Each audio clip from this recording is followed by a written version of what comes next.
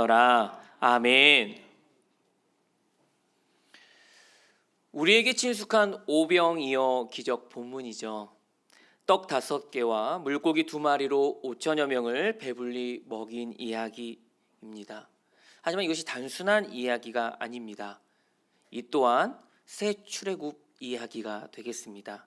주인공인 예수님께서 새 출애굽을 가져오시는 분, 즉 메시아됨을 선포하는 그런 표적인 것이죠.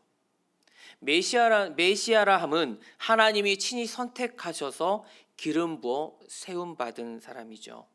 즉 제사장과 선지자, 왕, 이 인류가 대망하는 유일한 구세주, 그분을 메시아라고 합니다. 예수께서 메시아심을 증거하는 그런 초자연적 표적이 바로 오늘 말씀입니다. 오늘도 이 말씀을 새롭게 만나기를 원하고요, 무엇보다 우리가 함께 도전받았으면 좋겠습니다. 여러분, 배꼽시계라고 하죠. 배꼽시계가 이제 밥때가 되면 신호가 옵니다. 그렇죠? 지금은 신호가 안 오시죠? 그렇죠? 네. 한 끼만 건너뛰어도 배꼽시계가 종을 울립니다. 오늘 말씀을 읽어보니까요, 굉장히 많은 사람들이 지금 밥때를 지나고 있습니다. 광야와 다름없는 그런 장소에 모여 있다 보니 밥을 지어 먹을 수도 없고요, 또 우리처럼 주문해서 밥을 먹을 수도 없습니다. 지금 되게 난처한 상황입니다. 그러다 보니 제자들이 생각해낸 것이 있는데, 예수님께 그냥 그대로 제안하고 맙니다. 지금 이 무리들을 흩어보내셔서 스스로들 해결하게 하면 어떨까요? 알아서들 먹게 하시죠 라고 36절에 기록되어 있어요. 우리 어른들이 하시는 말씀 중에 자식은 아무리 뭘 해도 부모 마음 알기 어렵다고 이렇게 하잖아요. 제자들도 마찬가지로 예수님 마음을 잘 모릅니다. 34절 말씀인데요, 예수께서 나오사 큰 무리를 보시고 그 목자 없는 양 같음으로 인하여 불쌍히 여기사 이에 여러 가지로 가르치시더라 라고 했습니다. 예수님은 그 모인 사람들을 치근하게 보고 계셨습니다. 예수님은 불쌍히 여기셨어요. 그 모인 군중들을요. 그들이 목자 없는 양무리 같음을 보신 것이죠. 자, 이 상황은 감사하게도 지금 누가 함께하고 있죠? 예수님이 함께하고 있습니다. 지금 무리가 목자이신 예수님께 지금 나와 있는데, 아니, 그들을 흩어 보내다니요. 제자들이 말하죠. 저들을 내보내셔서 끼니를 해결하고 하십시오. 그러니 지금 제자들은요, 예수님의 마음을 지금 헤아리지 못하고 있습니다. 지금 반대로 생각하고 있는 것이죠. 예수님의 반응이 궁금합니다. 37절에 나오는데요, 대답하여 이르시되 너희가 먹을 것을 주라 하시니 그랬습니다. 너희가 먹을 것을 주라. 너희가 직접 먹을 것을 주라.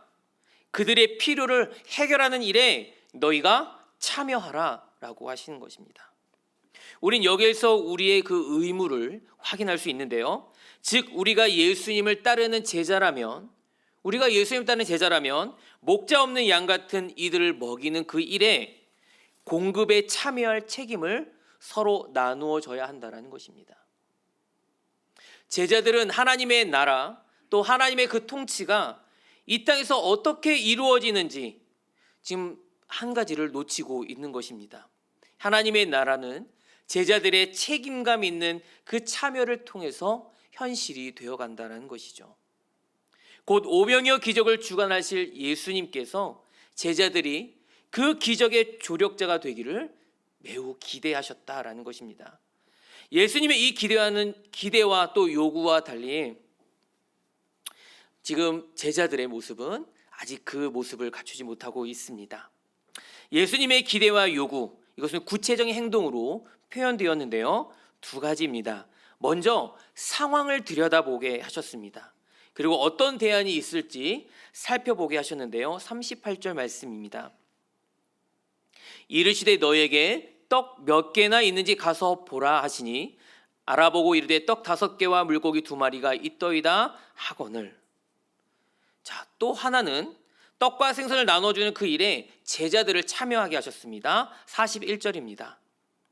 예수께서 떡 5개와 물고기 2마리를 가지사 하늘을 우러러 축사하시고 떡을 떼어 제자들에게 주어 사람들에게 나누어 주게 하시고. 지금 예수님께서는 어떤 대안이 있는지를, 그 상황을 먼저 제자들이 볼 수 있게끔 해 주셨고, 또 그 이어서 제자들이 그 상황에 맞춰서 할 수 있도록 예수님은 이끌어 나가셨습니다. 또 한 장면이 상당히 인상적인데요. 기적의 주인은 바로 예수님이십니다. 그런데 하늘을 우러러 축복하시고 그 기적을 행하셨다라는 것이죠. 자, 그러다 보니까 곧바로 제자들의 그 목과 역할이 되었다라는 것입니다. 제자들의 손에서 기적이 나타났습니다. 자, 이 부분을 우리가 다시 한번 정리해 보면요, 우리 사역의 원리가 될 수 있는데요. 먼저 우선 상황을 살펴봅니다. 즉 먼저 우리 공동체에 관심이 있어야겠죠. 그 공동체에 관심을 가지고 상황을 살펴봅니다. 그러면 대안이 모색될 수 있게 되는데요. 예를 들어서 당회나 각 위원회 안에서 또 전도회에서 이런 대안들이 모색이 될 것입니다. 자, 이제는 주님의 은총을 바라야 합니다. 축복해 주셔야겠죠. 하나님께 간구하는 것입니다. 자, 그리고 난 다음에 우리의 몫을 다 해야 해요. 지금 이 제자들의 현장 가운데도 장정만 5,000명이었습니다. 근데 그 5,000명에게 나누어 주는 것 무척이나 고된 일입니다. 지금 오병이어 표적의 그 때, 즉 시점은 언제였냐? 제자들이 사역을 마치고 잠시 쉬려고 했을 때. 그런데 사람들이 없는 그 광야로 갔는데 무리들이 가참게 따라온 거예요. 그러다 보니 쉴 수가 없게 된 겁니다. 그러니까 제자들은 본의 아니게 그 쉼을 내려놓고 그냥 바로 또다시 사역을 했던 것이죠. 심지어 그들이 나누어 준 것은 지금 여기 마가복음에서는 자기들이 먹으러 가져간 도시락이에요. 그러니까 제자들은 충전되고 힘이 있었을 때 이 일을 감당했던 것이 아니라 정말 힘들고 지쳤을 때, 하지만 예수님의 말씀을 순종했을 때, 그때 하나님의 능력을 체험할 수 있게 된 것입니다.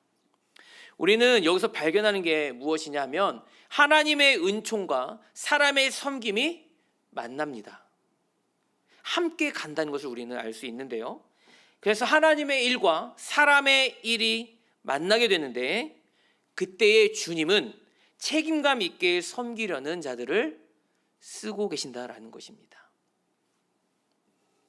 또 성령께서 우리에게 조명해 주시는 또 주제가 하나 있는데, 그것은 무엇이냐면 예수님은 어떤 예수님인가라는 것을 오늘 말씀을 통해서 보게 됩니다.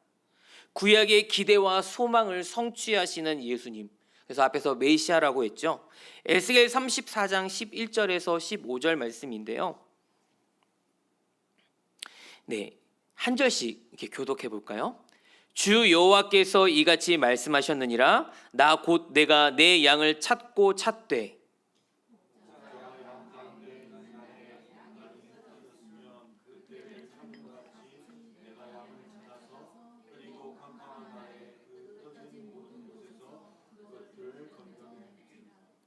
내가 그것들을 만민 가운데에서 끌어내며 여러 백성 가운데에서 모아 그 본토로 데리고 가서 이스라엘 산 위에와 시냇가에와 그 땅 모든 거주지에서 먹이되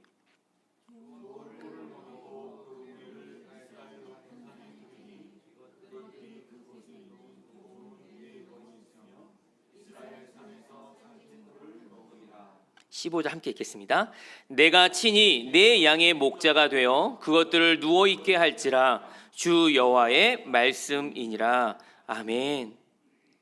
지금 에스겔에서 보니까 내 양을 찾고 양이 흩어졌으면 건져낼 것이고 또 먹이고 또 좋은 꼴을 통해서 친히 내 양의 내가 목자가 되리라라고 이런 말씀입니다. 지금 하나님께서 종말에 이루시려던 이 회복을 누가 회복하고 있는가?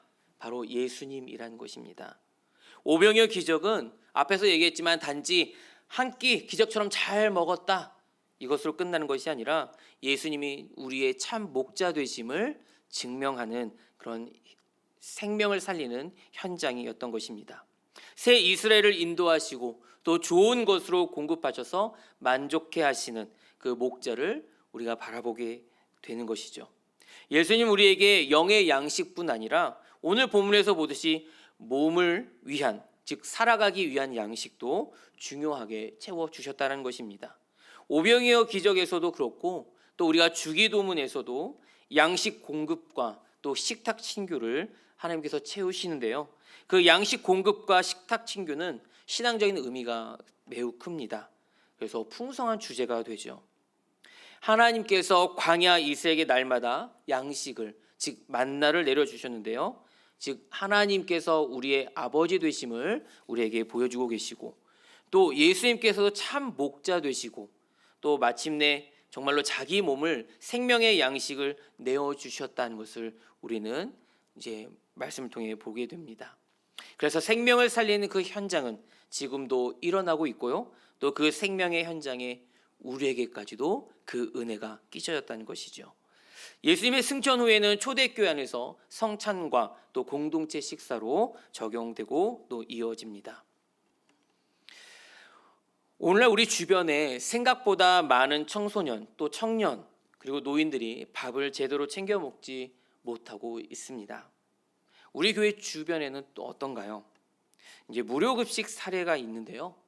우리 어르신들이 보기에 우리 요즘 청년들은 배고픔을 모르는 세대이다라고 해도 실제는 틀린 말은 아닙니다. 왜냐하면 우리나라 근현대사의 길을 걸어오셨던 분이라면 그렇게 말씀하실 수 있습니다. 그래서 요즘 애들은 돈이 없어서가 아니라 그냥 씀씀이가 크니까 돈이 부족한 거다라고 말씀하시는 분도 계시지만, 그런데요, 중앙일보사에 기획된 한 기사를 한번 읽어보게 됐었는데요. 기자가 청년들에게 만약 돈이 없을 때에 끼니를 어떻게 해결하시나요? 라고 물었습니다. 자, 나름대로 청년들은 그 삶이 있습니다. 근데 지금 이 이야기가 1960년대가 아니라 지금 현재를 살아가는 청년들의 이야기인데요. 대학생이 핸드폰을 꺼내면서 편의점에서 쓸 수 있는 기프티콘을 먼저 휴대폰 요금으로 청구해서 일단 끼니를 때웁니다라고 했어요. 그러니까 먼저 일단은 선지불해 보는 거예요. 그 다음이에요.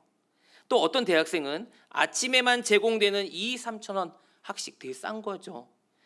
배를 채우고 점심을 거르거나 간단하게 먹어요라고 하는 학생도 있었고요. 바나나 한 송이, 방울토마토 한 통으로 일주일 버텼어요라고 한 청년들도 있습니다. 이런 청년을 위해서 식사를 무료로 제공하는 곳도 있는데요.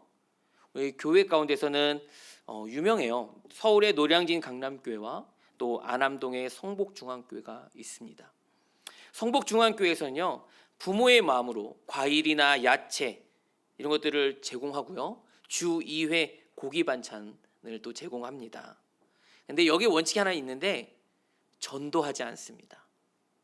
예수 믿으세요? 이거 꼭 기도해야 돼? 이런 말은 하지 않아요. 이곳에 오는 대부분의 사람들이 청년, 즉 95%의 청년인데 그냥 지역 교회로서 그 사역을 감당하고 있는 그런 상황입니다. 또 강남교회도 권사님들이 새벽 4시에 일어나서 매일 최소 200명의 식사를 이렇게 준비하고 있는데요. 그래서 도시락돈을 가져와서 밥을 싸가는 청년들이 있다고 해요. 그러니까 그만큼 아직도 배고픈 청년들이 있다는 것입니다. 특별히 강남교회 그 주변에서는 지방에서 올라와서 특히 공무원 시험을 준비하는 학생들이 참 많아요. 그래서 그 청년들, 그러니까 수험생 입장에서는 상당히 큰 힘이 된다는 것이죠.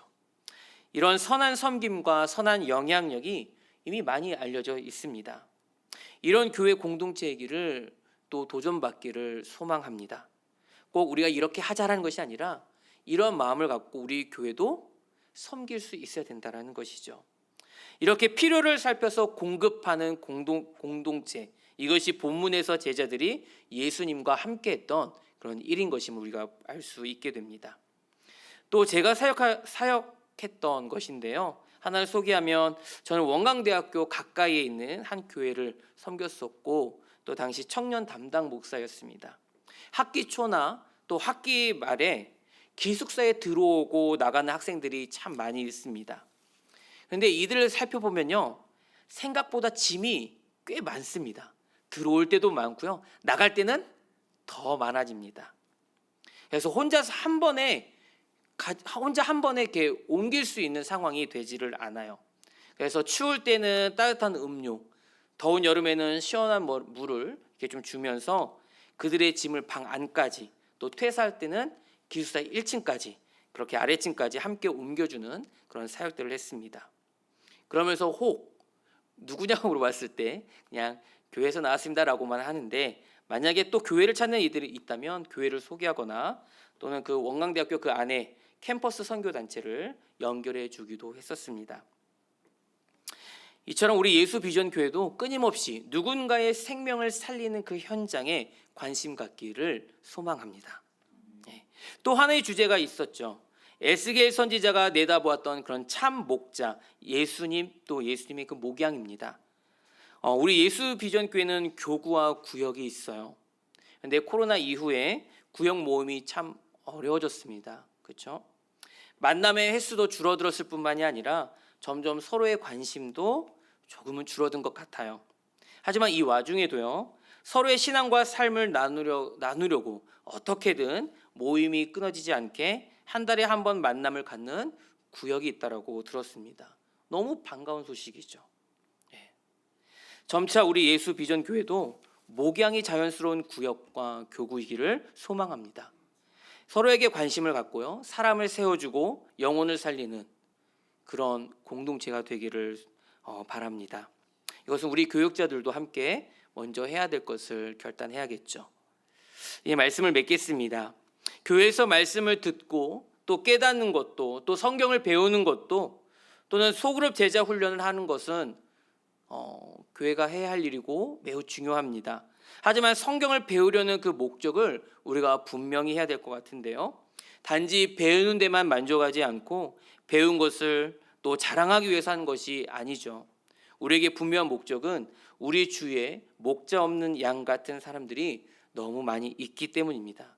그래서 그들의 필요를 채우는 사람이 되기 위해서 우리는 주님의 말씀을 늘 배우는 것이죠.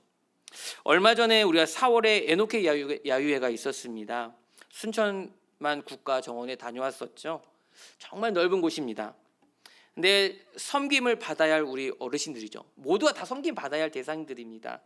그런데 그 모임 안에서도 그 회원들 안에서 누군가의 발이 되어주고 손이 되어주는 그런 모습을 볼 때요, 섬김이가 좀 더 채워졌더라면 하는 그런 아쉬움도 있었던 건 사실이지만, 하지만 더 건강한 회원이 예수님의 마음으로 책임감 있는 그 섬김에 더 큰 감동이 되었던 것 같습니다. 그래서 우리는요, 이렇게 주님의 눈으로 이 시대와 주위를 살펴보아야 할 것입니다. 그리고 우리에게 방황하는 그 사람들의 영적 상태가 목자 없는 양들처럼 이렇게 불쌍한 마음이 느껴져야 할 텐데, 만약에 그렇지 않는다면, 또 그 주님의 심장이 뛰지 않는다면 분명 우리의 신앙은 어딘가 잘못된 것일 수도 있고요, 어쩌면 우리들 자신도 목자 없는 양과 같은 사람들일지도 모르겠습니다. 예수님의 제자들, 그리고 그들의 공동체는 주님의 일, 하나님의 일에 적극 참여합니다. 그리고 섬기는 모습이 있죠. 그럴 때 세상은 기적을 보았다라고 말을 하기도 합니다. 주님이 행하시는 그 일에 우리의 육신을 채우는 일이든, 또 말씀으로 먹이는 그런 일이든, 또 그 기적에 또 생명을 살리는 그 현장에서 우리 모두가 주님의 조력자로 또 사명자로 살아가기를 주님의 이름으로 축원합니다. 찬송가 569